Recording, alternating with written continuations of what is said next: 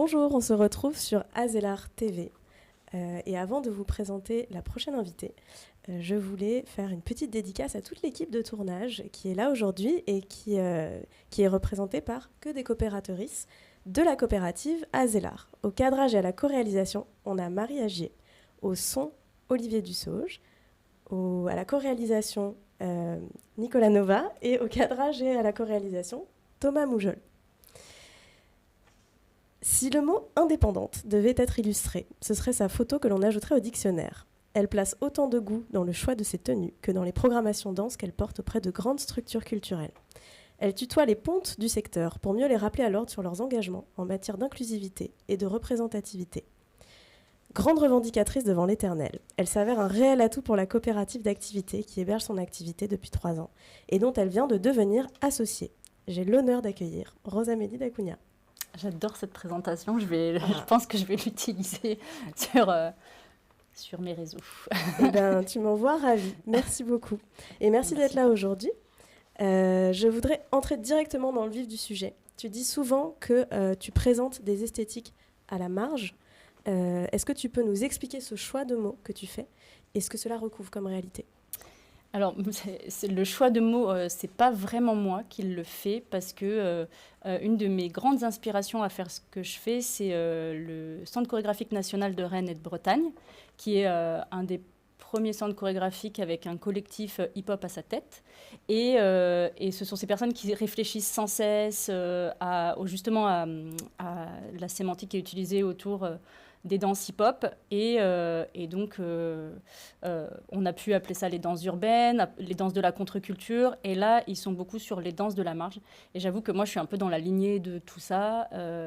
Babson Ousmane Sy était un des chorégraphes et ça a été un sacré mentor pour moi, donc voilà, je ne fais que réutiliser les choses des personnes qui m'inspirent. Et selon toi, pourquoi plutôt ce terme de marge plutôt que danse urbaine, ou tu saurais dire ? Alors parce que déjà, le terme danse urbaine, il est justement, le CCN en a sorti une définition récemment qui dit que danse urbaine, en fait, c'est un mot qui ne veut rien dire, mais qui est surtout utilisé par on ne sait qui pour être politiquement correct. Alors qu'en fait, ce n'est pas du tout un terme juste. Le terme le plus juste, ça serait la danse hip-hop, les danses hip-hop.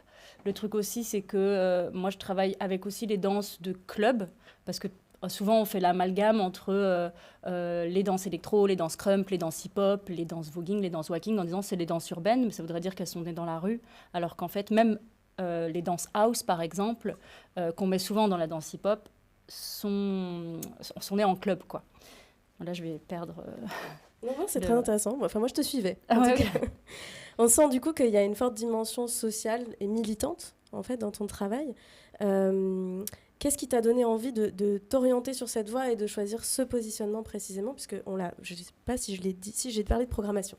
Ton cœur d'activité, voilà, c'est la programmation danse. La programmation, la direction artistique et le conseil artistique.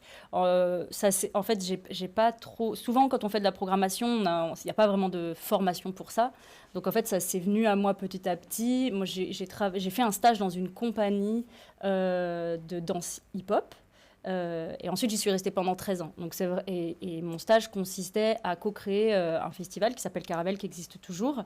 Donc, j'ai vraiment découvert les danses hip-hop sur le terrain, et ça m'a passionnée, j'ai adoré ça. Moi, je ne me sentais pas très légitime dans le milieu artistique, culturel, par de là où je viens, et donc j'ai trouvé une sorte de famille et des personnes avec qui lutter, parce qu'en fait, ces danses-là, elles sont politiques. Et donc, moi, ça donnait aussi du sens à plein de choses, notamment mon besoin de justice. Donc, en fait, voilà, ça se transmet à travers la danse, mais finalement, dans l'art, on peut mettre plein de choses. En plus, là, c'est une culture, en l'occurrence, pas qu'un art. Donc, tu disais qu'au-delà de la programmation, tu coordonnes aussi des projets. Concrètement, qu'est-ce que tu apportes comme expertise aux structures avec lesquelles tu travailles ? Premièrement. Et deuxièmement, je te fais des questions à tiroir. Ouais. Ça ressemble à quoi de travailler avec toi ? Elles sont très intéressantes, ces questions. J'aime beaucoup. Alors, la première, c'est... j'ai déjà oublié. Qu'est-ce que tu apportes comme expertise ? On sent que tu as une très bonne connaissance des danses que tu représentes, ou en tout cas auxquelles tu laisses la place. Eh bien, en fait... on vient plutôt à moi sur ces chants-là. C'est des chants qui sont très à la mode. Les danses hip-hop, elles sont vraiment partout. Elles vont être, enfin, le breaking en tout cas va être au JO. On voit les danses hip-hop à la télé. Les cultures aussi, ballroom, queer. Voilà, c'est vraiment des cultures qui intéressent beaucoup les institutions. Je pense, et je sais que c'est aussi beaucoup parce que ça permet d'élargir les publics qui viennent au théâtre, de les rajeunir. Donc, c'est louable comme intention. Et donc, on vient souvent me voir pour ça, pour ma connaissance du terrain et puis aussi de bonnes pratiques, en fait. Parce qu'il n'y a pas que l'idée de je vais organiser un ball, je vais organiser un événement hip-hop. Je vais faire une programmation 100% féminine, des choses comme ça. Il y a les bonnes pratiques qui vont autour et du coup, c'est aussi ça que j'apporte. Donc, travailler avec moi, c'est aussi en permanence être ramené au sens de ce qu'on fait. C'est-à-dire que je travaille vraiment en collaboration et puis il y a des échanges. Donc, je peux proposer une programmation comme ça de but en blanc, mais il y a toujours un accompagnement aussi des équipes, par exemple. Parce que j'organise un événement, mais c'est comment on va accueillir les artistes, comment on va accueillir les publics, comment on va faire en sorte que la communication ou même la billetterie soit adaptée, parce que ça pose énormément de questions de travailler autour de ces cultures-là, des questions qui sont passionnantes et en fait qui viennent interroger plein de choses au sein même de la structure. Donc c'est ce qui est souvent aussi la plus-value pour les structures, c'est qu'elles ont l'impression de aussi venir toucher à un sujet qui est hyper d'actualité et qui est assez transversal. Donc on va des fois travailler même sur la signalétique des toilettes, ce qui paraît hyper éloigné de mon boulot de programmatrice, mais en fait non, je peux parler pendant 20 minutes avec passion de signalétique des toilettes en réunion. Ouais. Dans quel sens? Dans le sens de fait de les non-genrés. Qu'est-ce qu'on utilise comme pictos? Quels pictos sont sexistes? Quels pictos, voilà. Et ça, ça me semble être important aussi quand on parle d'inclusion. Donc finalement, si je comprends bien, tu es à la fois, tu fais de la pédagogie en fait, du côté des structures, des équipes, des grandes structures culturelles avec lesquelles tu travailles, et tu es un peu garde-fou pour, en tout cas, vis-à-vis des artistes, de rapports qui peuvent parfois être aussi violents. Enfin, je me permets d'en parler parce que je viens du spectacle vivant et effectivement, les structures n'ont pas toujours le vocabulaire, le langage, l'éducation sur certains sujets. Donc, du côté des artistes, j'imagine que c'est aussi apprécié et qu'il y a beaucoup d'artistes qui cherchent à travailler avec toi de ce point de vue-là.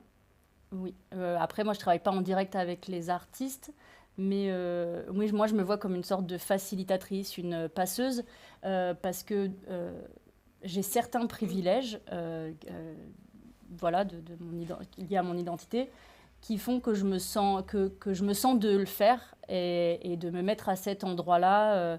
Et donc, je l'ai toujours fait vis-à-vis du hip-hop et je le fais voilà, avec toutes les cultures avec lesquelles je travaille.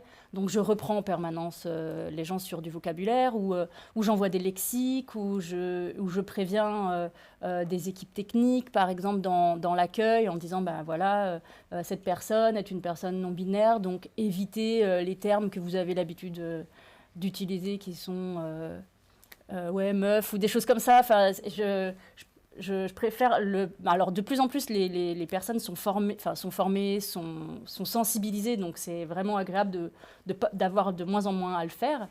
Mais voilà, je suis un peu ce garde-fou là et je suis un peu pas le.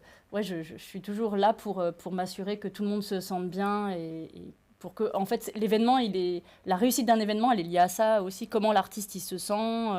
Le public aussi. Le public aussi, ça c'est clair. Mais du coup, moi, je fais énormément de veille là-dessus aussi avec des associations sur, par exemple, quel intérêt de mettre le DJ au centre. Si on met un DJ au centre d'une scène, qu'est-ce que ça va provoquer, et pour le public et pour le DJ, du coup, comment il faut l'accompagner. Donc c'est un peu tous ces trucs-là, moi, qui me passionnent, du coup, qui sont liés. Donc la programmation, c'est pas que les artistes aussi, c'est l'aménagement, la restauration, les toilettes. Voilà, je viens souvent aux toilettes. Non, mais c'est très important. En tout cas, on sent que travailler avec toi, c'est aussi avoir le souci du détail et se mettre une certaine exigence à ces endroits-là. C'est toujours très compliqué, je pense, pour des structures de savoir par où commencer quand on veut lutter contre les discriminations. Pour rappel, il y a 25 critères de discrimination dans la loi et je ne connais pas d'entreprises qui sont exemplaires sur tous. c'est difficile. Mais en tout cas, toi, tu as un rôle presque de consultante à cet endroit-là et d'accompagnatrice. Alors, je suis pas consultante à cet endroit-là. Moi, je suis vraiment sur l'artistique, la programmation artistique et comment on accueille les artistes. Et parce que souvent, on va me demander de faire ces choses-là. On va me dire, oui, est-ce que tu peux nous faire une intervention? Et en fait, par contre, je ne suis pas formée à ça du tout. Il y a des gens qui sont formés, dans la coopérative notamment. C'est pour ça, à la Biennale de la danse, j'ai fait intervenir RIS, qui est aussi à la coopérative. RIS Schneider. Ouais, pardon. Je connais Si bien, vous du voulez coup, le retrouver quelque part. Ouais. Et justement parce que moi j'avais atteint les limites de ce que je pouvais transmettre, et là j'allais commettre des erreurs et prendre la parole à d'autres personnes qui du coup vivent de ce métier-là aussi. Donc je fais aussi la passeuse à cet endroit-là en disant en fait il y a des personnes qui sont compétentes et entourez-vous de ces personnes. Très bien, c'est très louable de ta part. On va voir un after-movie d'un événement que tu as organisé dans un lieu culturel. Juste avant, je voulais savoir si tu voulais présenter peut-être d'autres projets qui t'ont particulièrement tenu à cœur ces dernières années, que tu aurais porté. Le projet qu'on va voir, il est hyper symbolique du travail que je fais parce que c'est vraiment une direction artistique de A à Z. Et puis en plus, j'en parlerai après, mais après dernièrement, j'ai eu une commande de la Biennale de la danse du directeur Thiago Guedes sur un club dans le cadre de la Biennale de la danse aux usines Fagor. Et ça, c'était à la fois hyper stressant parce que monter un club, c'est aussi un métier. Et là, au sein d'une institution comme ça, mais pareil, c'était une feuille blanche, tout était à construire et c'était passionnant. Et puis surtout, ça a énormément valorisé aussi les artistes avec lesquels j'apprécie de travailler. Donc ça, c'était un moment vraiment fort. Merci. Donc je te propose qu'on passe l'after-movie et que peut-être tu nous le commentes un petit peu. Ça c'est Vogue la nuit. Donc ça se passait aux Subsistances. C'était une commande des Nuits de Fourvière, en fait, qui avait envie de donner carte blanche à 2 programmatrices. Et donc l'autre programmatrice, c'est Claudia Courtial, qui est aussi à la coopérative. Et donc ensemble, on a construit un événement, c'était en 2022, donc voilà, on était vraiment aussi sur ce thème-là, des fêtes. On avait très envie de spectacles festifs. Moi, je me suis occupée de la partie spectacle vivant. Et j'ai créé des rencontres, j'ai surtout programmé des spectacles. Moi, j'aime beaucoup quand c'est immersif, quand le public, à un moment donné, il met son corps en jeu, qu'il est avec... Ouais, moi, j'adore ça, en fait. C'est comme ça que je suis venue au spectacle. C'est avec un festival d'art de rue et je me sentais beaucoup plus légitime que dans les salles de théâtre. Et donc, on a vu à la fois du walking, mais tout ça se terminait toujours en teuf. Le public venait sur scène. Et puis, c'était vraiment une direction artistique dans le sens où on a aussi écrit le parcours spectateur, quoi. On a vraiment imaginé ce qu'allaient expérimenter les spectateuristes. Et voilà, ça donne des chouettes images pour le coup. Effectivement, ça semble très festif. Je reconnais des gens dans les artistes et dans le public. Et oui, bien sûr. C'était incontournable. C'était vraiment un superbe événement dont on est très fiers. D'accord. Est-ce que prochainement, tu as d'autres choses qui sont sur le feu en ce moment oui. Dont tu peux nous parler? Ouais, je peux parler de tout. Après, je m'occupe de programmation. Donc ça, c'est au long cours, la programmation de théâtre. Donc les programmations de la MC2 à Grenoble et celle de l'Azimut sont sorties. Donc je m'occupe de la danse et du cirque à Grenoble et à Paris que de la danse. Et puis je fais des fêtes. Donc le prochain club bingo, ça sera dans la prochaine biennale en septembre 25. Donc on a un peu le temps. Mais entre-temps, à la Maison de la Danse, j'organise aussi des fêtes après certains spectacles. Et la prochaine, c'est le 12 octobre, après le spectacle d'Amaladia Nord. Donc c'est dans le hall de la Maison de la Danse maintenant, et ça marche à fond, c'est gratuit. Et puis j'ai invité le Lyon Walking Project à faire une fête. C'est une carte blanche, donc je leur ai dit, allez-y, vous pouvez vous emparer du dance floor à la Maison de la Danse. On prend donc date pour l'automne, pour faire la fête avec toi. Ouais, complètement. Il ne me reste plus qu'à te remercier, Rose. Merci beaucoup de t'être prêtée au jeu et d'être venue. Merci beaucoup. Et nous, on se retrouve dans quelques temps.